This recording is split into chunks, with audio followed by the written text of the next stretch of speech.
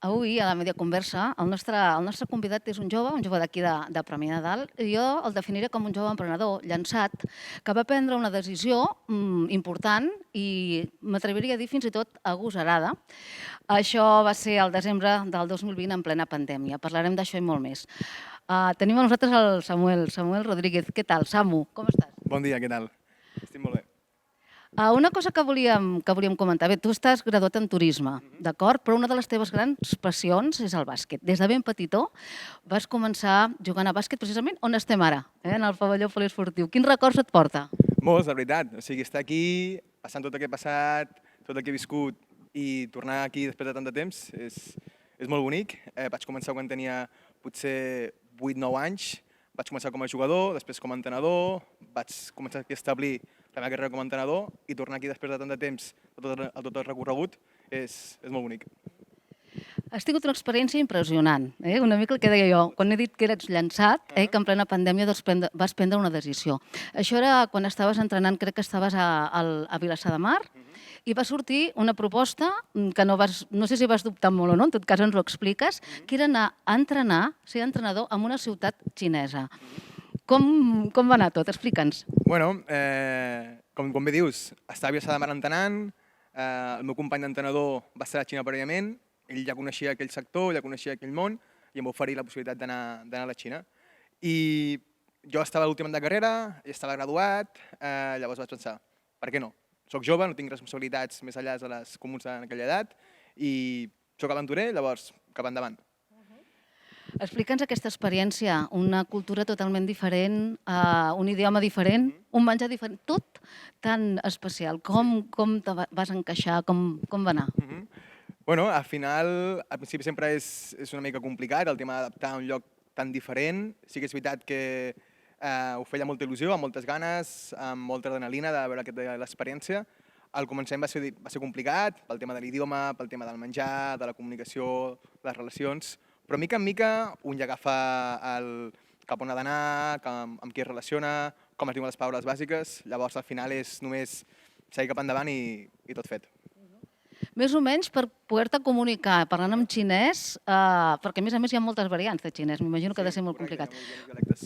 Sí, mira, potser diria que el mes número 3 o el mes número 4 és quan ja tenia una mica per la mà els bàsics. El ni hao, el zai zhen, el xie xie, que és hola, adeu, gràcies, wo yao, iga, és jo vull un, ja combinaves amb la que volies, no? Pues, aquest menjar, aquesta peça de roba, allò, llavors clar, vaig fer moltes combinacions. O sigui, és veritat que el tema de l'idioma xina és molt interessant perquè depèn on estiguis, la regió, és un dialecte o un altre.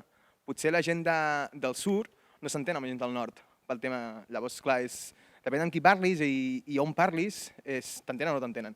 Jo com estava a Hangzhou, la ciutat, allà era el Hanzhouhua, que és el dialecte de Hangzhou. Llavors, clar, jo vaig aprendre això i em vaig comunicar amb la gent d'allà correctament. I a nivell d'esport, a nivell de bàsquet, les diferències que devies trobar, m'imagino, amb entrenat nens i nenes d'aquí, a fer-ho en un altre país tan diferent, què vas notar? Al principi és un xoc cultural molt gran, ja sigui per estar en un país, per estar en un altre ambient, i potser vaig notar una mica de molta activació, una mica de caos, no en aquest sentit, un caos bo.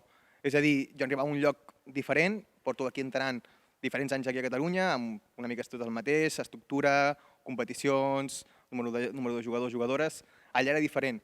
Allà només entrenava un cop per setmana, d'acord, amb un grup, 1 hora i mitja, que sol ser una mica més de temps que aquí normal, aquí és 1 hora, 1 hora i quart, i els jugadors eren molt variats. Podia tindre un grup d'entre 8 a 14 anys, llavors era un grup de nens i de nenes molt diferent, molt heterogeni. Llavors, clar, això era un repte per a mi, perquè tants nivells, tantes edats, tantes al mateix grup, com ho faig? Llavors, per a mi vaig suposar un repte personal i també professional el tema d'adaptació a el que estava al mateix i poder aprendre. De fet, com dèiem, tot plegat és molt diferent, no? Les relacions personals, a l'hora de fer amics, a l'hora d'estar, perquè la gent són amb un caràcter prou diferent al nostre, no? Correcte. Al principi jo intentava sempre ajuntar-me amb locals, perquè al final estic allà per l'experiència, per tot el que pugui aprendre, i si em junto amb gent d'Espanya o d'Europa, una mica és el mateix de sempre. Llavors volia girar la cara a la moneda i juntar-me amb locals. I al principi són molt tímids, perquè, clar, ells al nivell d'anglès no és tan fort com aquí a Europa. Llavors, clar, si no és puntual, el nivell d'anglès average, media allà a Xina, és una mica, pues, no està com aquí. Llavors, clar, hi ha molta gent xinesa que és tímida a l'hora de parlar anglès. Llavors no ho parlen, llavors no es comuniquen, llavors no es relacionen amb estrangers.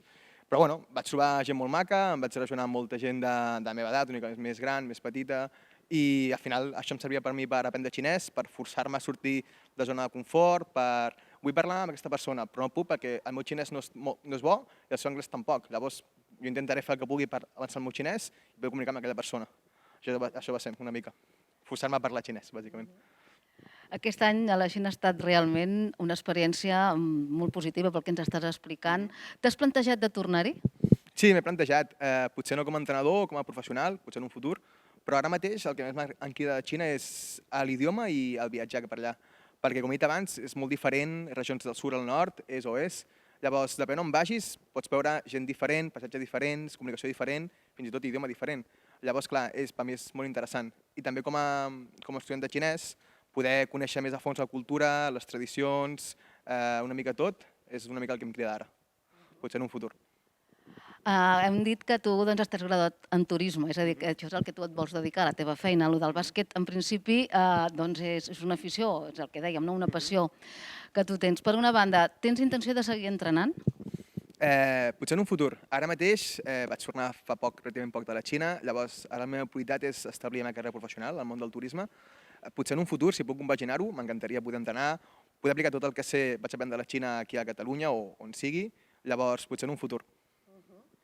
I el tema que tens ara deies que et dedicaràs a la teva professió i ben poquet temps, d'aquí molt poquet, te'n vas una altra vegada. On marxes?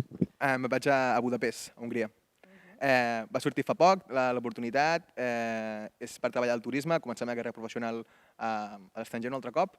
Llavors, amb moltes ganes, amb molta il·lusió, per mi és una experiència una altra vegada nova, el fet de tornar a marxar, entre cometes, a una altra cultura diferent, un altre país, un altre idioma, també és molt complicat, l'hongarès, veurem què podem fer. I no res, vaig a Budapest allà amb tota l'energia del món. Allà vas per feina, com dèiem, però t'has plantejat també si et surt l'ocasió d'entrenar algun equipillo per allà? Sí, m'he plantejat, sí, m'he plantejat.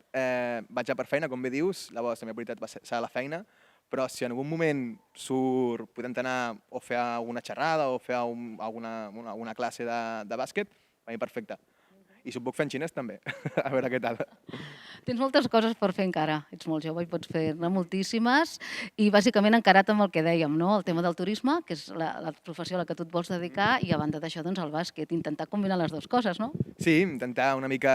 Sempre m'agrada fer els meus hobbies, una mica seguir el meu camí, llavors ara mateix el meu camí està créixer com a professional, seguir aprenent idiomes, seguir estant relacionat amb el bàsquet, seguir viatjant, llavors si puc fer tot això i juntar-ho, perfecte, llavors veurem què tal.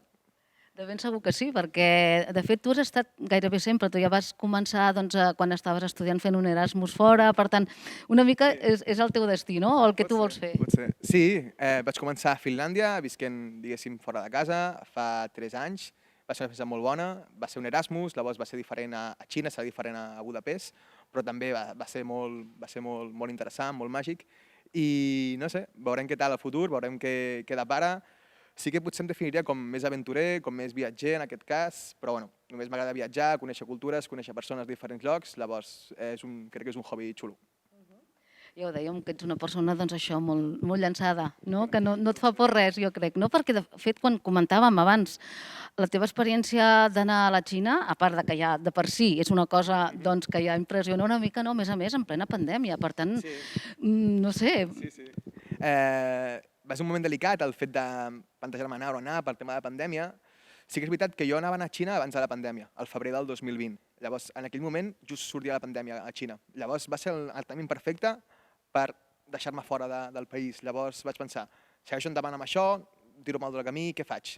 Però tal, com aquí a Catalunya i a Espanya tampoc hi havia gaire tema de viatges, del turisme, vaig plantejar-me buscar una solució, una alternativa a la meva carrera, i com sempre he sigut entrenador, m'agrada el tema del bàsquet i viatjar, dic, segueixo buscant per Xina, segueixo buscant a veure on ens porta això, que segur que serà bo, i bueno, aquí estem, un any i mig després, aquí estem. Fantàstic, Samuel. Estem encantats de que hagis compartit amb nosaltres aquí a Premià del Mèdia doncs, a totes aquestes experiències, totes aquestes vivències i les que et queden, que esperem poder-ne parlar en properes ocasions. Esperem que sí, jo encantat d'aquí, estic molt còmode amb tots vosaltres, llavors en un futur, quan torni de Budapest o on sigui, encantat de tornar aquí i de compartir tot el que sé amb vosaltres. Ens acomiades en xinès, que m'encantaria, perquè realment ja ens has dit algunes paraules, però si et sembla... Perfecte. 再见, 我高兴, 谢谢, que vol dir adeu, estic molt content, gràcies. Gràcies a tu, que vagi molt bé, fins la propera. Gràcies, adeu.